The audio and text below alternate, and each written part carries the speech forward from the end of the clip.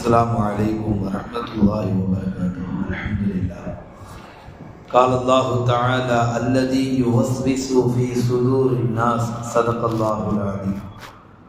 அன்பு குறித்தான் அல்லாஹ் நல்லடியார்களே, அல்லாஹுடைய கிருபையால் புனித ரமலானுடைய மாதம் துவங்கி பிறை 1 பிறை 28 அல்லது 29 வரை நாம் தொடர் ரமலானுடைய ஒவ்வொரு நாள் குர்ஆனில் ஓதப்படுகிற ஒவ்வொரு ஜுஸுக்களிலிருந்தும் ஒரு முக்கியமான சிறப்பு பெற்ற ஆயத்தை சில சம்பவமாக, சில வரலாறாக, சில படிப்பினையாக நாம் பெற்று வந்ததை கேட்டு வந்ததை நாம் பார்த்தோம். அல்ஹம்துலில்லாஹ். இந்த தொடர்பு அல்லாஹ் நமக்கு ஏற்படுத்தி தந்த தொடர்பு. நானோ நீங்களோ தவம் கிடைக்கவில்லை. நான் பயான் செஞ்சாகணும் துடிக்கவும் இல்லை, நீங்கள் பயான் கேட்டாகணும் தவிக்கவும் இல்லை. நான் துடிக்கவும் இல்லை, நீங்கள் தவிக்கவும் இல்லை. நமக்கும் உங்களுக்கும் மத்தியில் ஏற்பட்ட இந்த உறவு அல்லாஹ் தந்தது. எனவே எப்படி தாய் பிள்ளையுடைய உறவு உலகத்தில் யாராலும் எடை போட முடியாது, அதுபோல ஒரு ஆலிம் ஒரு மஅமூமுடைய உறவு என்பது அல்லாஹ்வே நமக்கு தரக்கூடிய ஒரு அன்பளிப்பு. எனவே அதை நாம் அப்படி நிஅமத்தாக அதை அடைந்து அந்த நிஅமத்துக்கு நாம் சுக்ரியா செய்ய கடமைப்பட்டிருக்கிறோம். ஒரு காலம் வரும் நல்ல விஷயங்களை சொல்வதற்கு ஆட்கள் இருக்க மாட்டார்கள். இந்த சமூகம் வடிகட்டு போகும். அதில் ஒரு உச்சகட்ட உதாரணம், மடையர்கள் எல்லாம் நிர்வாகம் செய்வார்கள், அறிவினர்கள் எல்லாம் அறிவற்றவர்கள் எல்லாம் பள்ளிவாசலை பொறுப்புதாரிகள் என்று தங்களை அறிமுகப்படுத்திக் கொள்வார்கள். அதனால் ஏற்படக்கூடிய குழப்பங்கள் என்ன? ஹலால் ஹராமாக்கப்படும், சுன்னத்துக்கள் முடக்கப்படும், ஃபர்லுகள் தவிர்க்கப்படும், ஒட்டுமொத்தமாக ஷரியத்தில் ஒரு பெரும் குழப்பத்தை உண்டாக்கப்படும். யோசித்துக் கொள்ளுங்கள். அந்த நாளில் யார் என் சுன்னத்தை கடைபிடிப்பார்களோ, அப்படி குழப்பமான நேரத்தில் என் சுன்னத்தை கடைபிடிப்பவர்களுக்கு 100 ஷஹீதுடைய அந்தஸ்து என்றார் கண்மணி நாயகி ஸல்லல்லாஹு அலைஹி வஸல்லம். எனவே எல்லாம் அல்லாஹ் அப்படிப்பட்ட குழப்பமான காலத்தை இன்னும் நமக்கு அடைய செய்யவில்லை. அல்லாஹ் அதை அப்படியே கடத்தி விடுவானாக. நம் கண்ணுக்கு அல்லாஹ் தஆலா கொண்டு வராமல் அதை பாதுகாப்பானாக. வாழும் காலமெல்லாம் நல்ல நசீஹத்துக்களை பேச கேட்க அதன்படி அமல் செய்யக்கூடிய தௌஃபீக் அல்லாஹ் நமக்கு தரும் என்ற நல்ல துஆவோடு இன்ஷா அல்லாஹ் இன்றைய இந்த தராவியோடு என் சொற்பொழிவு உங்களுக்கு முன்னால் நிகழ்த்தி விட்டு உங்களிடத்தில் விடைபெற நான் ஆசைப்படுகிறேன். அல்லாஹ் நல்லடியார்களே, குர்ஆன் ஷரீஃபில் அல்லாஹ் தஆலா சூரத்துன் நாஸ் என்ற கடைசி அத்தியாயம் அல்லாஹ் அதில் பேசுவான், அல்லதி யுவஸ்விசு ஃபீ சுதூரின் நாஸ். அத்தகையவர்கள், அதாவது அவன் எப்படிப்பட்டவன் என்றால் மனிதனுடைய உள்ளத்திலே வீணான சந்தேகங்களை அவன் எழுப்புகிறான். வீணான சந்தேகம், தேவையான சந்தேகம் தான் பரவாயில்லை. இப்போ பள்ளிவாசலுக்கு நாம் தொழுகைக்கு வர்றோம், உள்ளத்துல திடீர்னு ஒரு எண்ணம் வந்துடுது, ஜெத்து வந்திருப்பாங்களா அப்படின்னு ஒரு எண்ணம் நீங்கள் நினைக்கலாம்.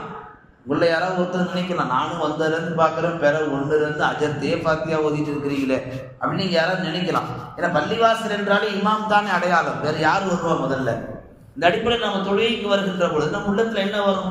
அஜர்த்து வந்திருப்பாங்களா அப்படின்னு நம்ம நினைக்கிறோம். அந்த நினைப்பு நாம நினைக்கிறது இல்லை, ஷைத்தான் போடுறது. என்ன அர்த்தம்னா, அஜர்த்தே இன்னும் வரல, நீயா முன்கூட்டி போற. இந்த மாதிரி அல்லதி வஸ்விசு ஃபீ சுதூரின் நாஸ், அவன் உள்ளங்களில் வீண் சந்தேகங்களை எழுப்பக்கூடியவன்.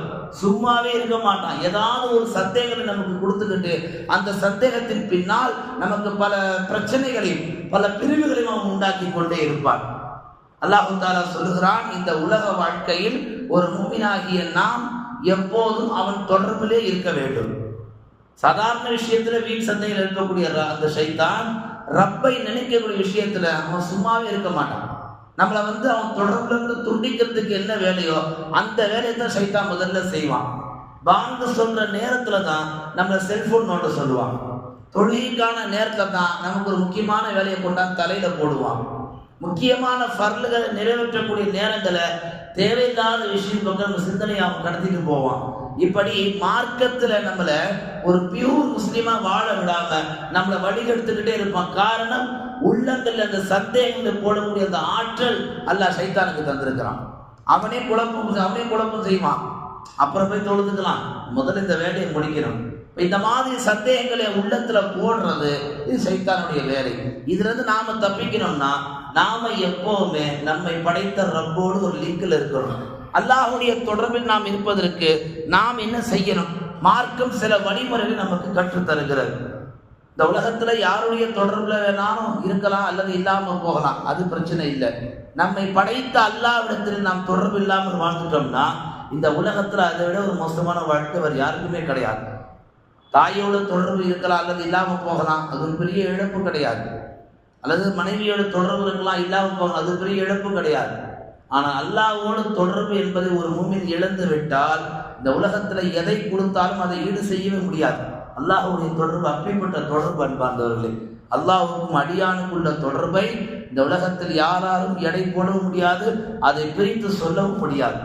அப்படிப்பட்ட அந்த அல்லாஹ்வோட தொடர்பில் நாம் வர வேண்டும் என்றால் நாம் செய்ய வேண்டிய முதல் காரியம் தன்னை படைத்தவன் அல்லாஹ் என்பதில் உறுதியாக நாம் நம்ப வேண்டும். எப்போதுமே அல்லாஹ் என்னோடு இருக்கிறான் என்ற அந்த சிந்தனை நமக்குள் உருவாகி கொண்டே இருக்க வேண்டும். அபூபக்கர் ரலியல்லாஹு அன்ஹு அவர்கள் பெருமானார் ஸல்லல்லாஹு அலைஹி வஸல்லம் அவர்கள் புகையில மாட்டிக்கொண்டார்கள். அபூபக்கர் ரலியல்லாஹு அன்ஹு அவர்கள் கடுமையான ஒரு இக்கட்டான சூழ்நிலையிலே பெருமானார் ஸல்லல்லாஹு அலைஹி வஸல்லம் பார்த்து கேட்டார்கள், யா நபி அவர்களே, 1000 எதிரிகள் புகைக்கு வெளியே கையில வாளோடு நிற்கிறார்கள். நாம இப்ப இருக்கிறது தெரிஞ்சா வரலாற்று ஆசிரியர்கள் பதிவு செய்வார்கள், அந்த 1000 எதிரிகள்ல ஒருவன் குனிந்து வாள் எடுப்பதற்காக கீழே குனிந்தால், தவறி விழுந்த பொருள் கீழே விழுந்ததை குனிந்து எடுப்பதற்காக குனிந்தால் நாம் இருப்பதை அவர்கள் கண்டு விடுவார்கள், நம்மை சுக்குநூறாக வெட்டி சாய்த்து விடுவார்கள். இப்படி இருக்கும் இந்த இக்கட்டான நிலையிலே நபி அவர்களே நாம் என்ன செய்வது? அப்போதுதான் அல்லாஹ்வுடைய ரசூல் சொன்னார்கள், லா தஹஸன் இன்னல்லாஹ் மஅனா, கவலைப்படாது, அல்லாஹ் நம்மோடு இருக்கிறான். அந்த வார்த்தை எப்போது வரும் தெரியுமா? அல்லாஹ் நம்மோடு இருக்கிறான் அந்த வார்த்தை ஒரு முஃமினுக்கு எப்பொழுது வரும்? எல்லா நிலையிலும் அவன் அல்லாஹ்வோடு தொடர்போடு தன்னை இணைத்துக் கொள்ளவே, எல்லா நிலையிலையும் ஒரு நொடி கூட தவறக்கூடாது. நானும் அல்லாஹ்வும் இப்படி, என்னுடைய எல்லா காரியம் அவன்தான் முடிவு செய்கிறான். நான் மூச்சு விடுவதிலும் மூச்சு இழுப்பதிலும் அவன்தான் எனக்கு பொறுப்புதாரி. எதுவும் என்னுடைய சுய இஷ்டத்துக்கு இந்த உலகத்தில் எதுவுமே செயல்படவில்லை என்ற ஒவ்வொரு நொடி சிந்தனையும் அல்லாஹ்வை தன் வாழ்க்கையோடு கலக்க வேண்டும். அப்படி கலப்பதன் மூலமாகத்தான் அல்லாஹ்வுடைய தொடர்பு நமக்கு உண்டாகும். மாறாக ஒரு டைம் டேபிள் மாதிரி, ஒரு பள்ளிவாசலுக்கு அலாரம் அடிச்ச மாதிரி தொழுகைக்கு வந்து அது டைம் டேபிள் மாதிரி அமல் செஞ்சுட்டு போறதுல அல்லாஹ்வுடைய தொடர்பு இருக்கும். ஆனால் நபிமார்கள் வலிமார்களுக்கு இருந்த தொடர்பு அவ்வளவு தூரம் அது வராது. குர்ஆன்ல அல்லாஹ் சொல்றான், அல்லாஹ்வுடைய பெயரை இவர்கள் கேட்டால் இவர்கள் உள்ளங்கள் எல்லாம் நடுங்கும் என்று அல்லாஹ் குறிப்பிடுகிறான். அல்லாஹ்வுடைய பெயரை சொன்னாலே இவர்கள் உள்ளங்கள் நடுங்கும், இவர்கள் கண்களிலிருந்து கண்ணீர் தானாக வடியும் என்று அல்லாஹ் குறிப்பிடுகிறான். குர்ஆன் ஷரீஃபை அல்லாஹ் தஆலா இறக்குகிற பொழுது மலைகளிடத்தில் கேட்டான். அந்த மலைகள் சொன்னது, இந்த குர்ஆனை என்னால் சுமக்க முடியாது. காரணம் என்ன? இது பெரிய அமானிதம் என்று சொன்னது. குர்ஆனை சுமப்பதற்கு மலைகள் எல்லாம் பயந்தன. அப்படிப்பட்ட குர்ஆனை சுமப்பதற்கு மலைகள் பயந்தன. ஆனால் மனிதன் அதை இலகுவாக சுமந்து கொண்டிருக்கிறான். ஆனால் என்ன ஒரு பெரிய வித்தியாசம், அல்லாஹ் சொல்லக்கூடிய அந்த குர்ஆனில் உபதேசங்களை மனிதன் செயல்படுத்துவது கிடையாது. அல்லாஹ்வுடைய பெயரை சொன்னால் உள்ளத்திலே கடுகளவு கூட பயம் வருவது கிடையாது. இப்போ நீங்க பார்க்கலாம், இந்த ரமலான்ல பெரிய ஆபாதா இருப்பாங்க, பெரிய ஆபிதா இருப்பாங்க, பெரிய பெரிய அவுலியாவெல்லாம் மிஞ்சிடுவாங்க. தொழுகையில, கிராத்துல, தஸ்பியாத்துல, தான தர்மங்கள்ல பெரிய பெரிய ஷேக்கெல்லாம் மிஞ்சி அமல் செய்வாங்க. ஆனால் ரமலானுக்கு பிறகு பாருங்க, பள்ளிவாசல் ரொம்ப ஃப்ரீயா இருக்கும். யாரையும் எட்டிலாம் பார்க்க வேணாம், நின்ற இடத்துல பார்க்கலாம், யார் எங்க இருக்கிறா அழகா அடையாளம் சொல்லிடலாம். ஆனால் ரமலான் அப்படி அடையாளம் காட்ட முடியாது, ஒரே கூட்ட நெரிசல். நாம் எப்படி விளங்கிக்கணும்? அல்லாஹ்வுடைய தொடர்புக்கு நம்ம தூரம் போயிட்டோம். இந்த தூரம் போவதற்கு காரணம் தான் அல்லாஹ் சொல்லுகிறான், அல்லதி வஸ்விஸு ஃபீ சுதூரின் நாஸ். அல்லாஹ் அழகாக சொல்லுவான், அவன் மனிதனுடைய உள்ளங்களில் வீண் சந்தேகங்களை உண்டாக்குகிறான். என்ன சந்தேகம்? நீ தான் ரமலான்ல தொழுதிய, அப்படியா தொழுவுற? சந்தேகம். ஆமாம், தொழுதும்ல. அதான் அஜித்து பயன் செஞ்சார்ல, 83 வருடம் நன்மை சம்பாதிச்ச ஒரு பரக்கத் லைலத்துல் இரவுல, அதை சொல்லிட்டார்ல. அப்புறம் நாம் என்ன 83 வருஷம் நன்மை அடைஞ்சிருக்கிறோம். ஒரு லைலத்துல் கத்ர் முடிச்சாச்சு, நமக்கு அந்த நன்மையே போதும், இதோட அடுத்த வருஷம் தொழுதா போதும் என்று நமக்கு மத்தியிலே அந்த அமல்கள் விஷயத்தில் வீண் சந்தேகங்களை ஷைத்தான் உருவாக்குவான். மார்க்கம் சில வழிமுறைகள் நமக்கு சொல்லித் தருகிறது. அதில் 1வது வழிமுறை, எப்போதுமே அல்லாஹ் என்னோடு இருக்கிறான், நான் அல்லாஹோடு இருக்கிறேன். இதை முதல்ல உறுதியாக உள்ளத்தில் பதிவு வைங்க. அவன் தொடர்பு நமக்கு வேணும்னா முதல் செய்தி, அல்லாஹ் என்னோடு இருக்கிறான், நான் அல்லாஹோடு இருக்கிறேன். 2வது செய்தி, உலமாக்கள் சொல்லுவார்கள், நீங்கள் இந்த உலகத்தில் எங்கு பறந்து விரிந்து போனாலும் 5 கால தொழுகைகளை தயவு செய்து கடமையான தொழுகை விட்டு விடாதீர்கள். தொழுகை என்பது கடமை அல்ல, அதையும் தாண்டி கட்டாயம். டாக்டர் சொல்லுவார், இந்த மருந்து நீங்க கட்டாயமா போட்டே ஆகணும். நீங்கள் கடமைக்கு போடாதீங்க. கடமைக்கு போகிறது ஒன்று, கட்டாயமாக போகிறது ஒன்று. ரெண்டு வார்த்தையை சொல்லி பாருங்கள், வித்தியாசம் பல மடங்கு அதிகமாக இருக்கும். நீங்கள் செஞ்சிருங்க அப்படின்றது வேற, இதை நீங்கள் செஞ்சு தான் ஆகணும் அப்படின்னு சொல்றது வேற. அல்லாஹ்வுடைய வணக்க வழிபாட்டில் 5 கால தொழுகைகள் நாம் எந்த துறையில் இருந்தாலும் எப்படி ரமலானில் அவனை வணங்கினமோ அந்த எண்ணங்களோடு கடமை என்று பார்க்காமல் இது கட்டாயம், நான் செய்தே ஆக வேண்டும், என் உடலை மறைப்பதற்கு ஆடை எப்படி கட்டாயமோ அது போன்று என் கபரில் வெளிச்சம் கொண்டு வருவதற்கு நாம் தொழுவது கட்டாயம் என்ற அந்த சிந்தனையை உள்ளத்தில் பதிய வையுங்கள். முதல் சிந்தனை, அல்லாஹ் என்னோடு இருக்கிறான், நான் அல்லாஹ்வோடு இருக்கிறேன். இரண்டாவது சிந்தனை, 5 கால தொழுகை நான் கடமைக்கு தொழவில்லை, கட்டாயம் நான் தொழுதே ஆக வேண்டும் என்ற அந்த எண்ணத்தில் நீங்கள் வந்துவிட வேண்டும். மூன்றாவது உலமா பெருமக்கள் சொல்லி காட்டுவார்கள், அல்லாஹ்வுடைய தொடர்பு எப்போது நமக்கு வேண்டுமானால் ஹலால் ஹராமை பேணிக் கொள்ளுங்கள். இந்த உலக வாழ்க்கை சொற்ப காலம்தான், இந்த உலக வாழ்க்கை ஆக கொஞ்ச காலம்தான். நாம ஹலாலை ஹராமை பேணி வாழ்ந்தால் நம்ம துவா உடனுக்கு உடனே கபூலுக்கு ஆகும். நான் பெருமைக்கு சொல்லலை, எல்லா புகழும் அல்லாஹ்வுக்கே. 8:30 9 8:30 இன்னைக்கு 9 நடந்த ஒரு உண்மை சம்பவம். எங்கள் பள்ளிவாசலை சேர்ந்த ஒரு பொறுப்புதாரி ஃபோன் அடித்தார், ஒரு செய்தியை பதிவு பண்ணார். இன்னும் விசாக்கான அப்டேட் வரல ஹஸ்ரத், தாங்க துவா செய்யுங்க அப்படின்னார். இந்த விஷயத்தை ஏன் அவர் எங்கிட்ட பதிவு பண்ணணும், நீங்கள் நல்லா கவனிங்க. நம்மள நிறைய பேர் உஸ்தாது அஜத்துமார் ஆலிம்களை பார்க்க சொல்கிற ஒரு செய்தி என்ன, கண்டிப்பாக துவா செய்யுங்க. ஏன் அவரை பார்த்து அந்த வார்த்தையை சொல்கிறோம், ஏன் நம்ம துவா கபூலாகாதா?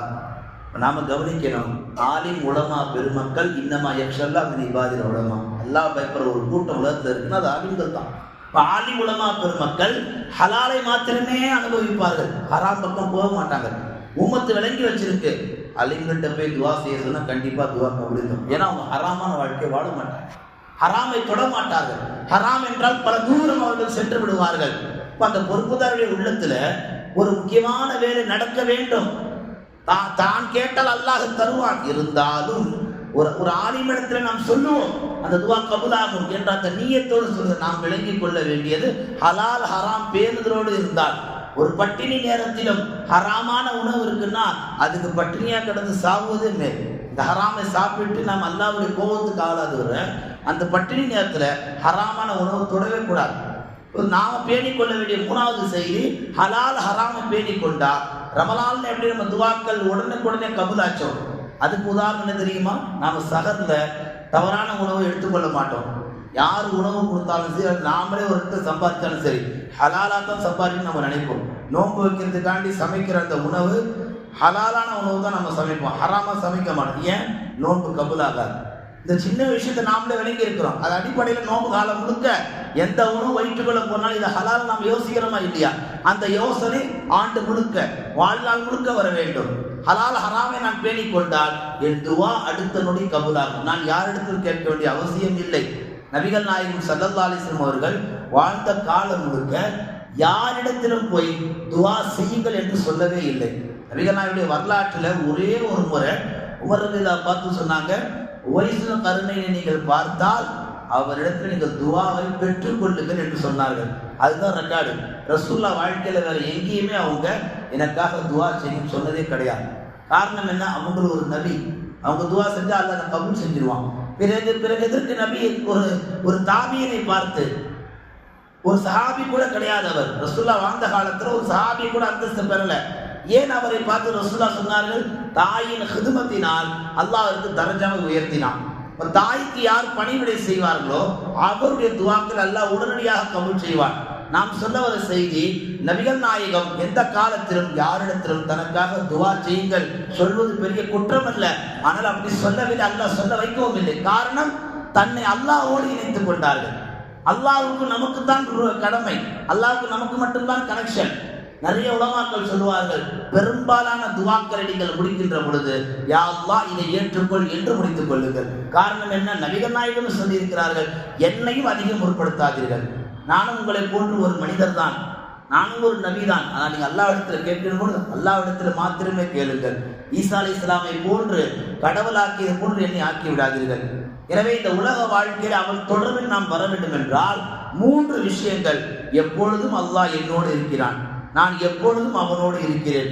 அதே போன்று 2வது செய்தி, 5 கால தொழுகை நான் தொடர்ந்து எங்கிருந்தாலும் தொழுது கொள்வேன்.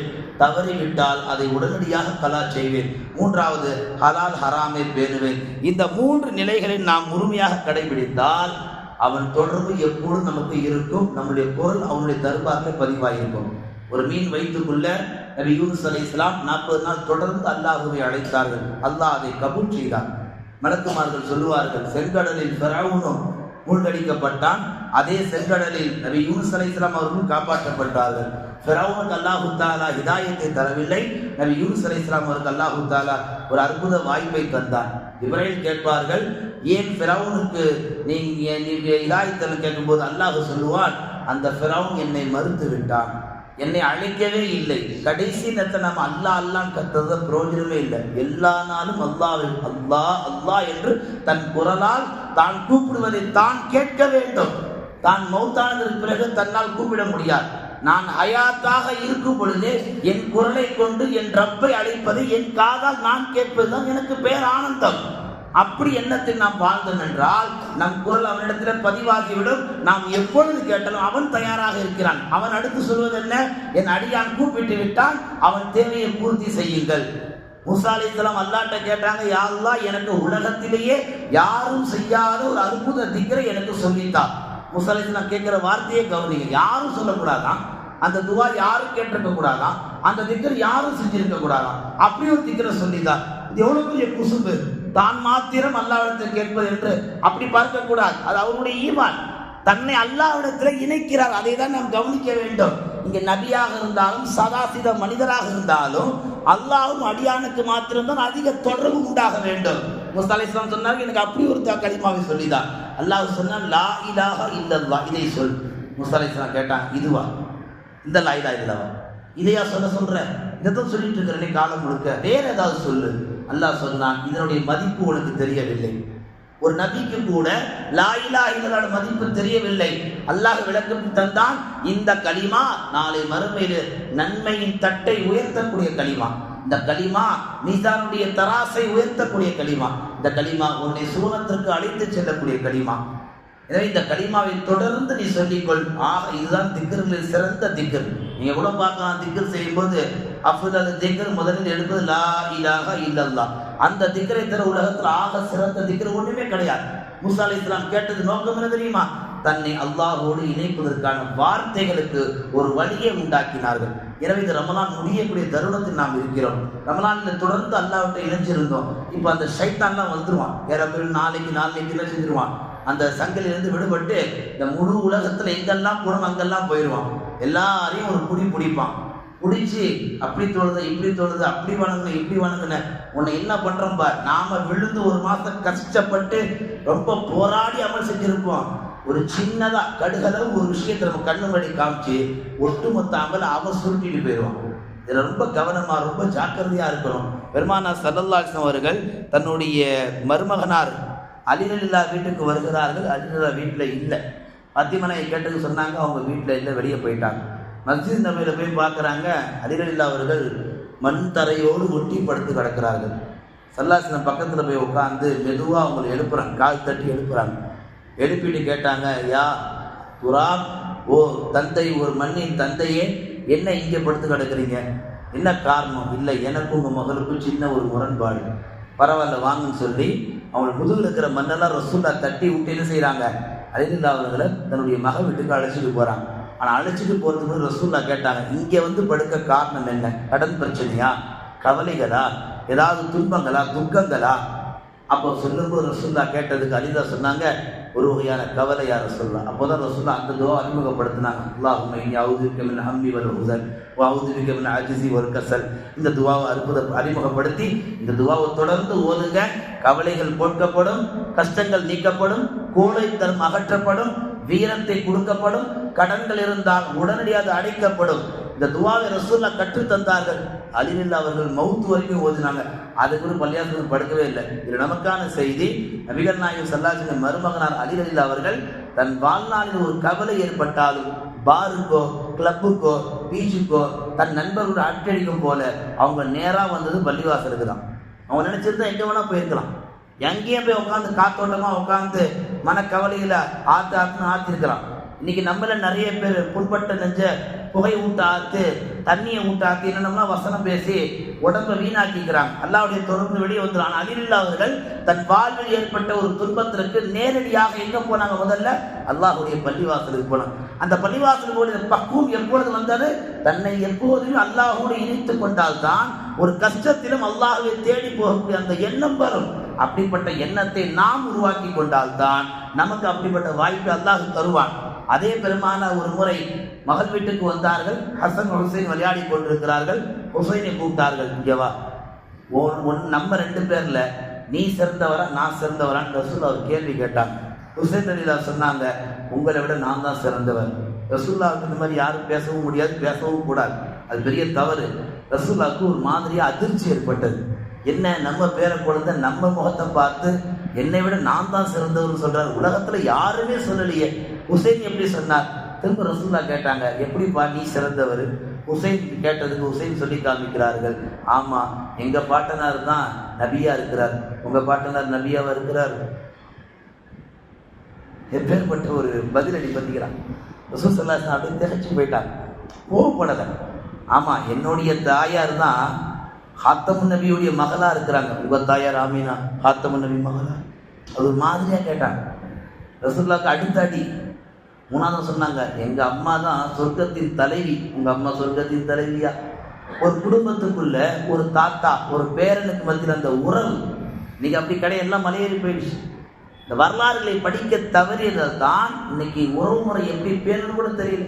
பேர குழந்தை தாத்தா அப்பா சொல்றான், யோ தாத்தா ஒழுங்காயிரு, என்ன பார்சல் பண்ணிடுவோம், ஒன்று அஜந்திக்கு தான் இருக்கிறார், கூட்டு சொல்லிடுவார். எவ்வளவு மரியாதை, அவமரியாதை. நாம கவனிக்க வேண்டிய விஷயம், ஹுசைன் ரலியல்லாஹு சிறு வயது, 7-8 வயது தான்.